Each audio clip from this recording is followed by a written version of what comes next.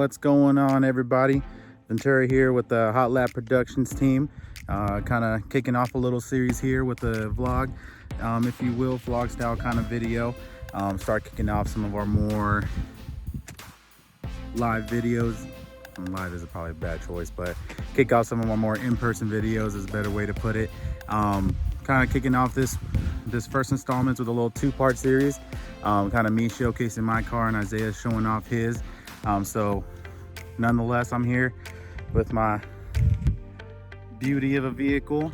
Like I mentioned in the very first podcast episode we released, I do drive a 19 Mustang GT Performance Pack 1, just to kind of show off exactly what it's all about. As of right now, it's all pretty much just bone stock to kind of show what it's all about.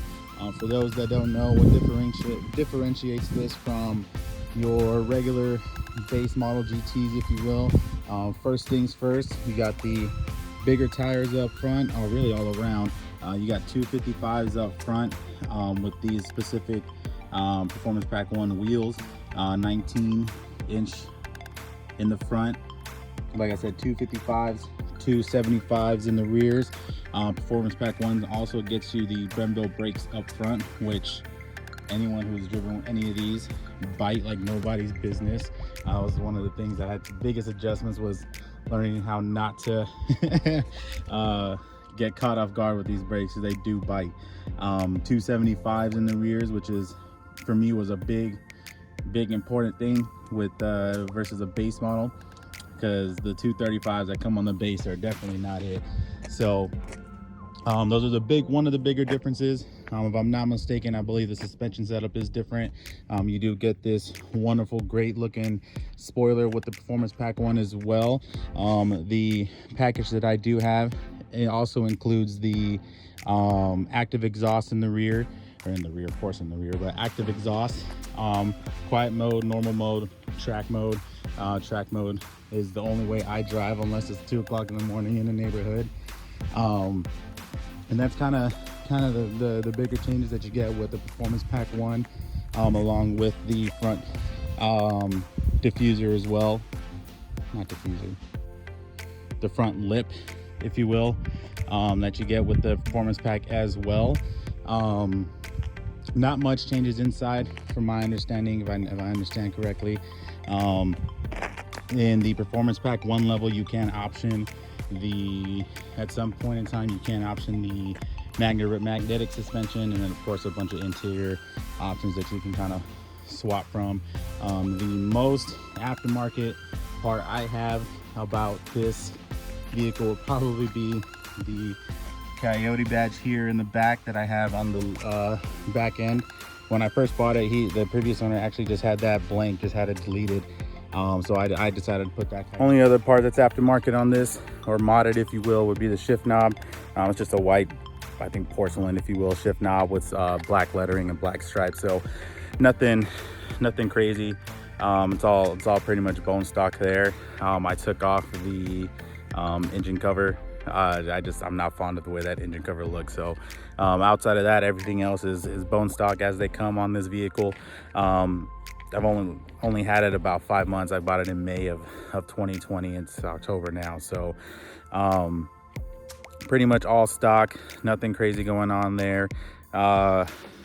Definitely owning this vehicle has been quite the ride.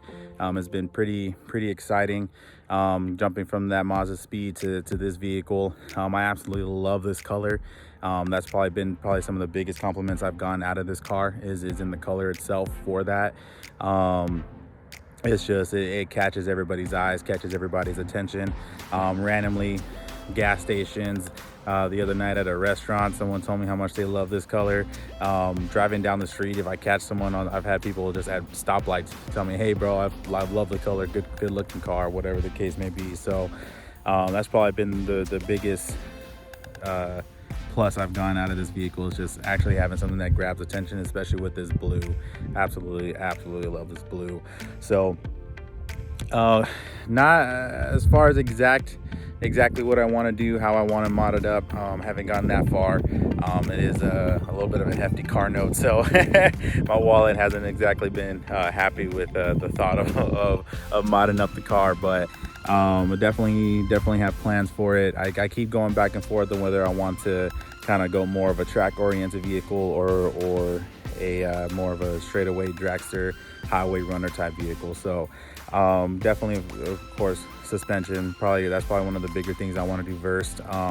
Get it a little more planted, a little lower, a little more planted, not slammed of course, but definitely want to do that. Of course, got to do exhaust on these two. Probably going to end up doing Borla exhaust is what I've been leaning towards. And the more I keep researching, the more I keep looking at other exhaust systems, something just keeps bringing me back to the Borla sound. There's nothing that quite beats that with these Coyote engines. And just kind of regular power mods from that point on, you know, headers, head work, you know, kind of the whole nine, and just kind of go from there. Tunes, of course, probably E85 at some point in time. So I definitely have big ideas with the vehicle. Just gotta get the wallet right, the wallet to agree with everything I have planned, and then kind of go from there. But it's definitely jumping from the speed to this vehicle has opened up a whole new world, if you will. All of the now when I'm driving down the highway and I'm looking to try to have some fun, now instead of trying to find other, you know, JDM cars or Focus STs, now I'm trying to find, you know, Chargers, Challengers, Camaros. A lot of BMWs actually have been about it, that I've noticed now. M3s, M4s, M2s have all kind of been about it. So it's definitely been quite the experience jumping into a vehicle like this, being able to hang with a lot more, be able to challenge a lot more and kind of keep going. It's pushed my driving abilities a bit further too, now actually having a rear wheel drive vehicle versus a front wheel drive. Kind of been messing around with the tail end getting loose, just so I know how to react to it in case, you know, it happens while I'm driving, and I know how to prepare for it and things like that. So it's definitely been an interesting and great ride so far. Hopefully I can start joining some more car groups and things of that nature. Phoenix, I live in Phoenix, and it's not the most tight-knit car community out here. Granted, COVID probably hasn't helped much of that this year, but hopefully soon, once that kind of hopefully brushes over, can kind of start, you know, joining some more car groups, find some Mustang groups, things like that. So like I said, this beauty of a vehicle right here has just kind of been, you know, one great pickup and switch up in my life. It's been really fun, really great. So that's kind of all I got right now, especially since I don't have much going into the car, and not so much time with it. Isaiah's probably gonna have much longer of a video and experience for you guys, but I definitely wanted to showcase the car. I do have a few videos that we'll be editing in either right now or towards the end of, you know, when I surprised my brother and my parents. When I bought the car, I didn't tell them I was getting it. I'm not sure they even knew I was looking at cars. I just kind of showed up and was like, hey guys, look at my new car. My brother was ecstatic. My little brother loves cars, and I'm sure at some point in time he's probably going to be a guest on the show here. Same thing with my nephew. My nephew loves the car.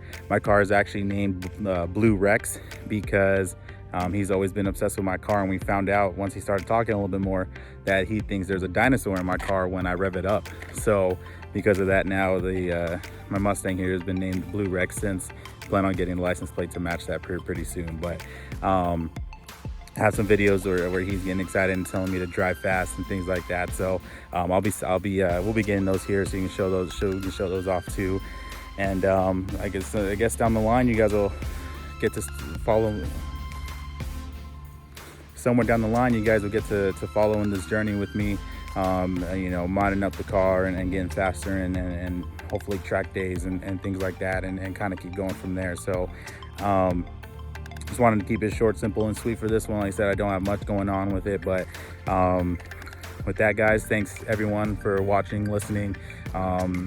You know, make sure you hit the like and subscribe buttons and comment what you think, and if you guys, anyone in the community who's ever had a S550 Mustang, has some experience and maybe some input on directions I should go, please feel free to leave them there. And that's about it, guys. So appreciate y'all have a good day. Stay safe out there in this crazy 2020, and keep living life.